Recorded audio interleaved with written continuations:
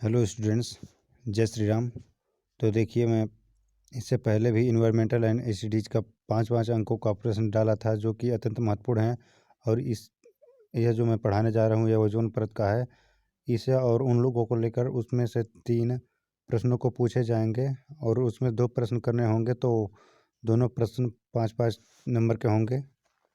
तो चलिए इसे प्रारंभ करते हैं। प्रारंभ करने से पहले यदि मेरे चैनल पर पहली बार आए तो सब्सक्राइब अवश्य कर लें, वीडियो को लाइक करें, शेयर करें, कमेंट करें। चलिए प्रारंभ करते हैं। ओजोन परत में कमी, ओजोन लेयर डिप्लीशन, पराबैंगनी विकिरण, समतापमंडल में ओजोन का O2, ये O2 O नीचे 2 है, का O में प्रकाशिक वियोजन कर देती है, लेकिन O2 तथा O तेजी से मिलकर O3 बना देती है।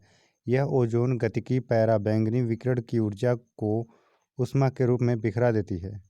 O3 के उत्पादन तथा नष्ट हो जाने के बीच एक संतुलन स्थापित हो जाता है, जिसके फलस्वरूप समुद्र तल से 20 से 26 किमी ऊपर समतापमंडल में ओजोन परत की स्थायी दशा सांद्रता बन जाती है। यह ओजोन ढाल की तरह कार्य करता है और पृथ्वी के जीवों के सशक्त पराबैंगनी विकिरण के हानिकारक प्रभाव से बचाती है। यह फिगर है ओजोन परत का। देखिए, यह जो किरण आ रही है, यह सूर्य से पराबैंगनी किरण है और इसे, चूँकि यह पराबैंगनी किरण है और हानिकारक भी हैं, तो इसे रोकने के लिए एक परत है जिसे हम ओजोन परत कहते हैं। ओजोन परत जो है वह उन पराबैंगनी किरणों को सोख लेता है और शुद्ध किरण हमें प्रदान करता है।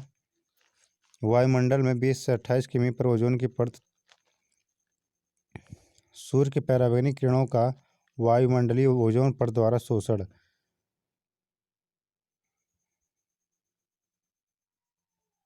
सूर्य के पराबैंगनी किरणों को वायुमंडलीय ओजोन परत शोषण कर रहा है, यानी सोख ले रहा है। तो देखिए कैसे यह फैलता है, मतलब, और इसमें ओजोन परत में छिद्र होते जा रहे हैं। तो यही कारण है कि रोग या अन्य सभी बीमारियां फैल रही हैं, क्योंकि सूर्य से आने वाली पराबैंगनी किरण इस छिद्र को पार करके पृथ्वी पर आ जा रही हैं, जो सभी जीवों और पेड़ पौधों के लिए भी हानिकारक हो रहा है। ये मनुष्यों द्वारा मानवीय हस्तक्षेप, वातानुकूलन, रेफ्रिजरेशन आदि से निकलनी गैसों की दुष्परिणाम, जो रेफ्रिजरेशन है, वातानुकूलन है, उसी से CFC गैस निकलता है, तो इसी से दुष्परिणाम हो रहे हैं। देखिए, भू सतह है, पृथ्वी है, यह प्रयोग करने से, वातानुकूलन प्रयोग करने से CFC गैस जाता है। क्लोरोफ्लोरोकार्बन घातक गैस है। यह CFC के द्वारा ओजोन परत में छेद करता है। CFC क्लोरोफ्लोरोकार्बन, तो यहाँ देखिए छेद हुआ है, तो वहाँ से पराबैंगनी किरण यह आई है। ओजोन परत में छिद्रता के कारण से सूर्य की पराबैंगनी किरणों का भू सतह तक पहुँचना, और इसका परिणाम देखिए क्या होता है। सूर्य के द्वारा पराबैंगनी किरणों के दुष्परिणाम देखिए। भू सतह पर सूर्य की पराबैंगनी किरणों द्वारा त्वचा रोगों, मनुष्य में त्वचा का कैंसर में वृद्धि, कृषि उत्पादन का ह्रास, प्रभावित क्षेत्र के जीव जंतुओं में प्रजननता का ह्रास, तो ये सब प्रभाव पड़ते हैं। इस फिगर को भी आपको बनाना है। क्लोरोफ्लोरोकार्बन, मीथेन तथा नाइट्रस ऑक्साइड समतापमंडल में चले जाते हैं और वहाँ ओजोन को नष्ट कर देते हैं। देखिए, क्लोरोफ्लोरोकार्बन, मीथेन तथा नाइट्रस ऑक्साइड समतापमंडल, जहाँ ओजोन परत होते हैं, वहाँ चले जाते हैं और वो वहाँ जाकर वह ओजोन को नष्ट कर देते हैं, ओजोन परत को नष्ट कर देते हैं, यानी कि छिद्र कर देते हैं। तो उसी छिद्र के माध्यम से पराबैंगनी किरण पृथ्वी पर आती है और सभी बीमारियों को बढ़ाती है। यह ओजोन परत में कमी कहलाती है। क्लोरोफ्लोरोकार्बन का प्रभाव सबसे अधिक घातक होता है, जो पराबैंगनी किरणों की उपस्थिति में सक्रिय क्लोरीन, Cl तथा ClO मूलक उत्पन्न करते हैं। ये मूलक उत्प्रेरकी रूप से ओजोन को नष्ट करके उसे ऑक्सीजन में परिवर्तित कर देते हैं।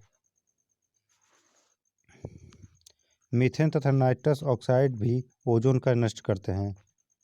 1956 से 1970 के दौरान बसंत ऋतु में अंटार्कटिका के ऊपर ओजोन परत की मोटाई 280 से 325 डायप्सन इकाई से घटकर 1979 में 225 डायप्सन यूनिट तथा 1950 में 120 DU रह गई।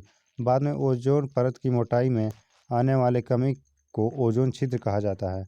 ओजोन छिद्र को सबसे पहले 1985 में अंटार्कटिका के ऊपर देखा गया था। अंटार्कटिका क्षेत्र के ऊपर भी ओजोन छिद्र के होने की पुष्टि 1990 में कर दी गई।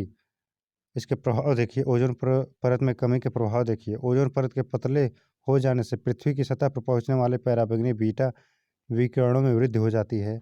इसके फलस्वरूप निम्नलिखित प्रक्रियाएं होती हैं। त्वचा कैंसर तथा मोतियाबिंद की घटनाएं बढ़ जाती हैं। प्रतिरोधी तंत्र का ह्रास होता है। पराबैंगनी बीटा के उन्नत स्तर प्रकाश संश्लेषण को प्रभावित करते हैं, तो साथ ही ये सजीव जीवों में न्यूक्लिक अम्लों की क्षतिग्रस्त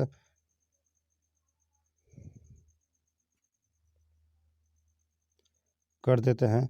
ये अधिकांश पादप प्लवकों में प्रकाश संश्लेषण को रोक देते हैं, क्योंकि ये विकिरण साफ खुले समुद्री जल में चले जाते हैं। इस प्रकार के जीवों की वह पूरी भोजन श्रृंखला जो पादप प्लवकों में पर निर्भर करती है प्रभावित हो जाती है।